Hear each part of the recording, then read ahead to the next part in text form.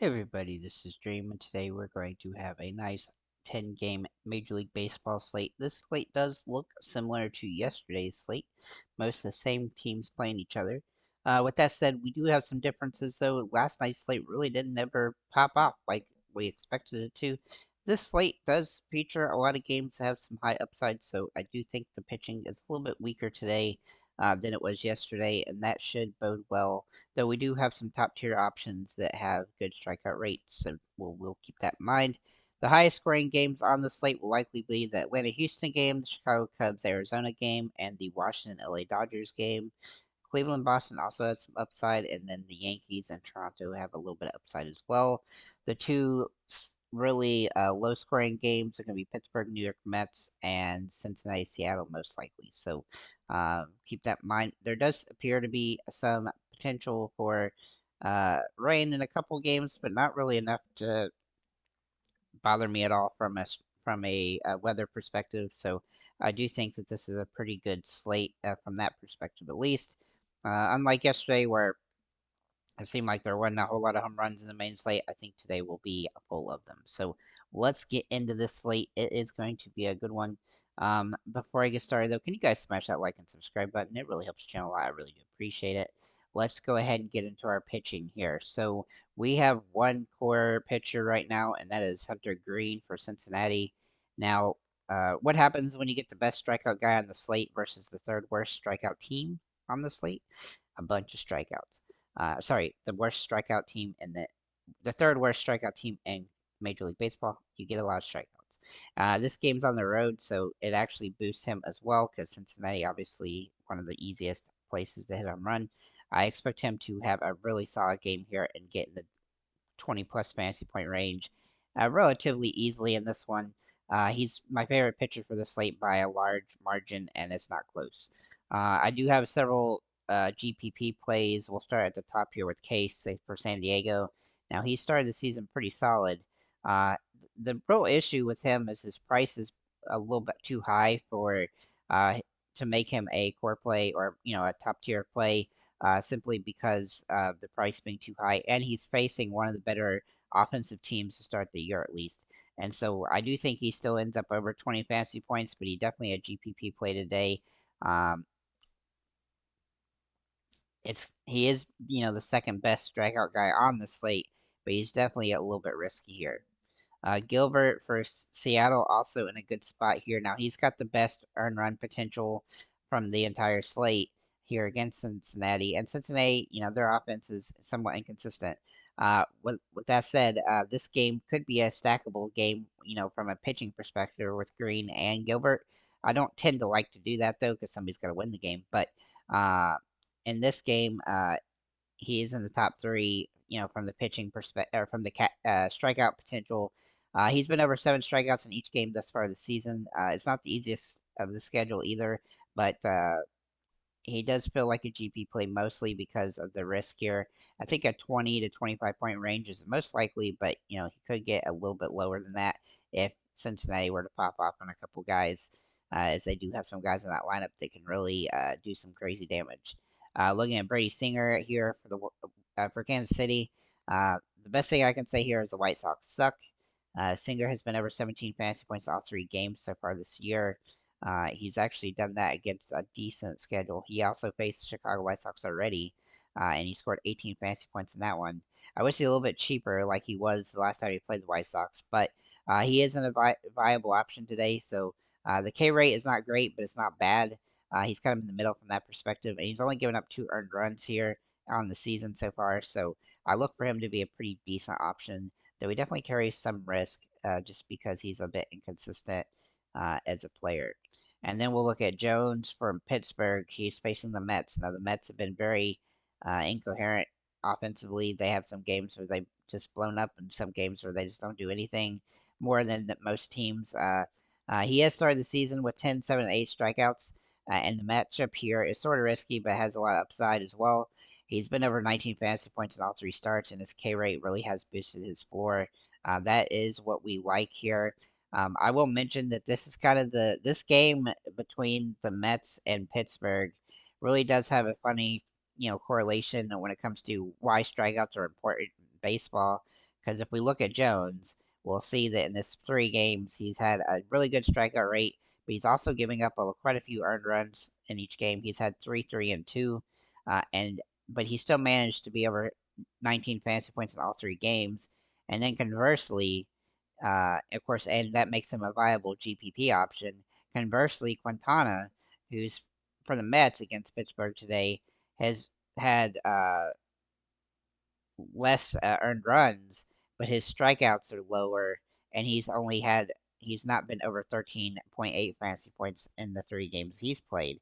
Strikeouts are important to fantasy output and potential, and finding pitchers in good situations where they can get a lot of strikeouts is the way to go. And in this game, it shows that more than anything, Quintana is not a play, but I just wanted to show you that here because that strikeout, you know, potential really does make a difference in how you're going to use your pitchers and get good potential out of them. So, I just wanted to show you that from that perspective. I do have 2 more GPP plays a little bit cheaper here. One being Kikichi for Toronto. Sorry, butchering your name. He's been pretty good to start the season. He had one rough game, but he bounced back and he's done well. Now uh, the metrics today look better than the projections show, but I still think he's got a decent enough upside in this one. The Yankees do like to strike out, though the Yankees also do like to hit home runs, and so that is the concern here. But he hasn't really had too much of a problem with that yet, even though he is inconsistent sometimes. So I do think he's a viable option. And he also faced the Yankees twice last season and once already this season, and he's never been under 17 fantasy points in those 3 games. So I think he has some potential here, even though it seems riskier than it probably should be. Looking at Carlos Rodon for the Yankees, now he does have good strikeout stuff occasionally. He hasn't really started the season great from the strikeout potential, and he's been giving up some earned runs, but some of those have not been his fault. He's been giving up runs, but some have not been his fault against Miami. He does have good upside here, but he's definitely high risk, high reward. He's been a little bit inconsistent, and this matchup, he's squarely a GPP play because of his strikeout potential, but he's definitely a little bit riskier. If the roles were reversed and Rodon was on Toronto and Kikichi was on the Yankees, I probably would use Rodon and not the other. But with the way this slate works, I think both of them have some viability as GPP plays. We do have 4 extreme GPP plays, and that's going to be Bibby for Cleveland against Boston, Lynn for St. Louis against Oakland, Whitlock for Boston against Cleveland, and then Sears for Oakland against St. Louis. All 4 of those guys probably not real high on because of their strikeout rates, but they do have some low end potential to have good games. And what I mean good games, like 20 fantasy points. So I don't really expect any of those guys to pop off, but they do have some limited upside that makes them worth mentioning at the very least. Looking at our catchers here, now that we're through the pitching, uh, oh, I should mention, forgot to say, don't use Patrick Corbin today against the Dodgers. Really? Come on, guys. All right. So, catchers. So, this is a really good slate for catching. We have some good options at the top, and uh, and uh, Wilson Contreras here for St. Louis. He's hitting the ball decently well to start the year. I think he'll be serviceable today. Even if he doesn't hit a home run, he should be able to get enough fantasy points to pay off here. He's definitely the best option at the position. But Diaz for Houston is the contrarian option. He's also hit the ball similarly to Contreras so far this year. Now his matchup against Atlanta is a little risky, but he definitely has good metrics for it, and so I do like him here. I also do like some value plays in Bo Naylor for Cleveland. He looks like a really solid option today. He has been inconsistent to start the year, but if he can get a home run, which is definitely possible in this one, he has some upside. And then Campazzuno for San Diego. I really like him a lot today as well. He kind of jumped off the page yesterday a little bit, but I like him again today. He scored 10 fantasy points yesterday. I think a similar type of game is doable, and he's dirt cheap, and that really helps pay up at other positions. Looking at our first baseman, uh, Matt Olson and Otani are clearly the top 2 options. Otani looks kind of ridiculous today on this matchup here against Corbin. However, it's going to be hard to roster a lot of of the Dodgers or the Braves because of their price points. But both of these guys have a lot of upside and definitely worth a look. If you want to get a little bit cheaper, you can look at Josh Naylor. Cleveland actually looks like a pretty stackable team today, and Naylor has been fantastic to start the season. These guys don't strike out a ton, and he's going to have a lot of potential for a home run today. I also like Paul Goldschmidt as a good option at this position as well. He's also kind of a top tier option. This position is very deep, and there's a lot of good opportunity here. Now, Goldschmidt has not been great to start the year, but he has some potential. Pasquantino for uh, Kansas City really looks good. He has been absolutely mashing the ball lately. He's got several home runs the last 5 games, and I think he's going to continue his onslaught right now. He's just hitting the ball very well, and he's definitely in a great spot. Kansas City is probably going to be in a good spot, assuming that the White Sox choose their pitcher. Now, Gavin Sheets is a very interesting contrarian one-off play today. He definitely has some risk, but he is definitely somebody that I would consider on the slate as kind of a Hail Mary play at this position. First base is pretty deep, so it's definitely a nice position. You can go a lot of different ways. Looking at second base, we can also go a lot of different ways here. There's good options top to bottom fantasy-wise. I do like Mookie Betts the best. He has got absolutely meteoric data here, points for this game, especially against Corbin, who he absolutely demolished last season. I think he had 28 fantasy points or something like that against him directly last year. I look in one game. I look for him to have a good potential for a home run. Probably my favorite home run play on the slate. Now, a cheaper option here as a top tier option would be Gleyber Torres. The metrics really do jump off the charts today for him today. Now, he has not been particularly great so far, but he has managed to score some fantasy points. If he can get double digits, then that will definitely be serviceable. He definitely falls into the camp of has really good metrics for the day, is priced okay, and has a good history against the team he's playing. So I think he's somebody that I'm going to consider and try to roster quite a bit. Then we'll look at Andres Jimenez for Cleveland. Now he's not really a huge home run guy, but he does have some good hitting upside today, and he's a little bit cheaper than Mookie, obviously, and similarly priced to Torres. He's kind of a contrarian option. Our super contrarian one-off option would be Gelof, for Oakland.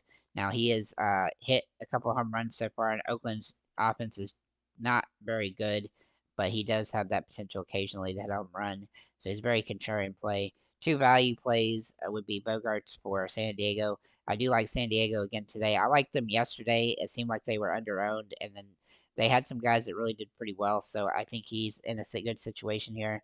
And then Nico Horner for the Cubs. He's kind of a good one-off as well. I think the Cubs are weirdly stackable today, but they're kind of like San Diego was yesterday. They're kind of weirdly stackable, but probably will be underowned because of the expectation of high scoring game, because of the pitching and stuff. But I do think they're a viable team to stack up, and Nico looks really solid at this position. Looking at our third baseman, there are tons of great options at third base. I think you can go all sorts of different directions here.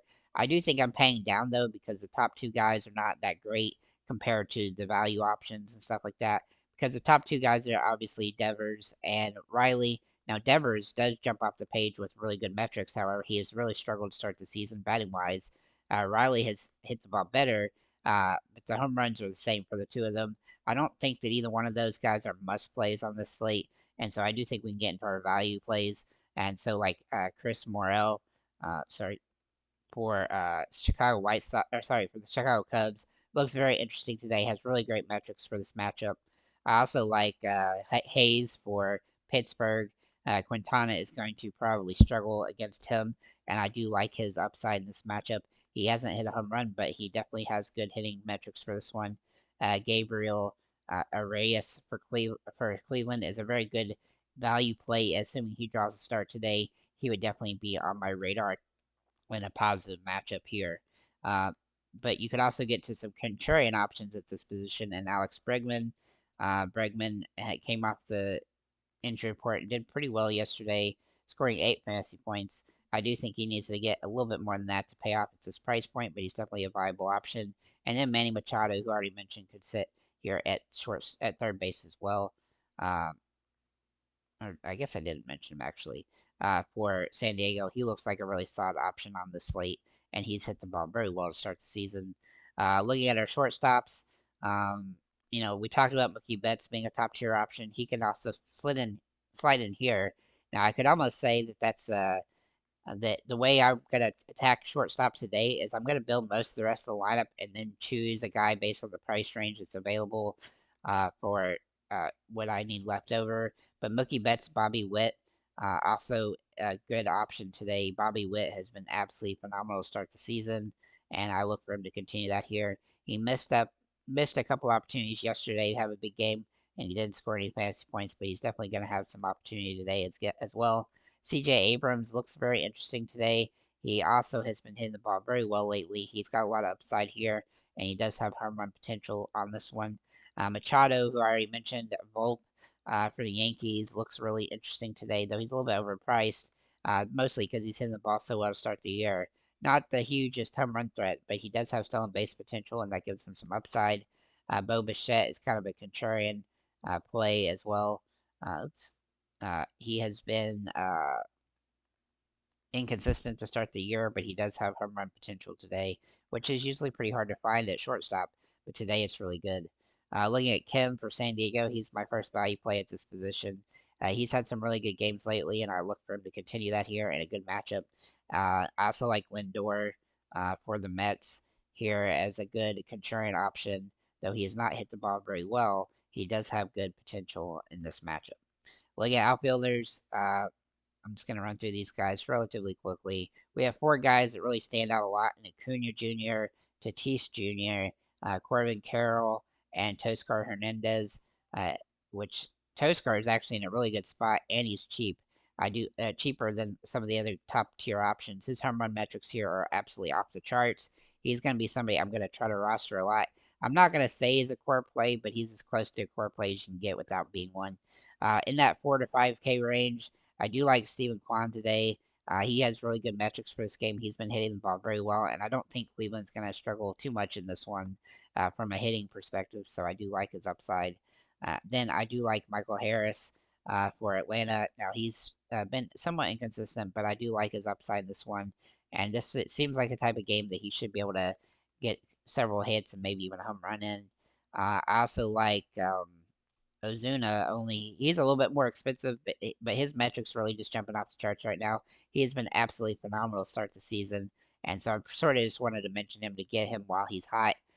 Cody Bellinger looks very interesting as well for the Cubs. If you go with the Cubs stack, then Bellinger and Morel and Horner both all have the upside potential there, and then Duran for Boston also looks very interesting today. He hasn't hit many home runs, but he definitely has good fantasy point potential in this matchup. A couple of value plays, normal value plays at least. Jock Peterson for Arizona looks like he's got very good ratings and metrics for this game. McCarthy, uh, McCarthy for Arizona as well. I do like Arizona stack sneakily. And then also Brandon Nemo. Nemo struggled to start the season, but he has really come on the last week or so. So I think he's going to have a lot of upside in this game, and he'll be somewhat popular. MJ Melendez also very interesting here as he has some upside in this matchup, though he has not done much the last few games, and he tends to strike out a lot. But I do have a few sub $3,000 price hitters that you could also consider today if they end up in the starting lineup. One being Kiki Hernandez. Now he struggled to start the year, but he definitely has good metrics for this game against Corbin. Tyler Freeman is somebody I really do like a lot. He was very close to being looked at, but I do think Cleveland is a good team to stack, and if you stack them, you can really get cheap here with him, and that gives you some upside. Chris Taylor also fits into the uh, super cheap options that you could utilize, even though he has only had one hit to start the season. If he does draw a start, he would definitely be somebody I would look at as a considerable option. It only takes one swing to pay off here. So, with that said, guys, thank you for liking, commenting, subscribing. If you have any comments or questions, feel free to leave them below. And have a nice day, guys.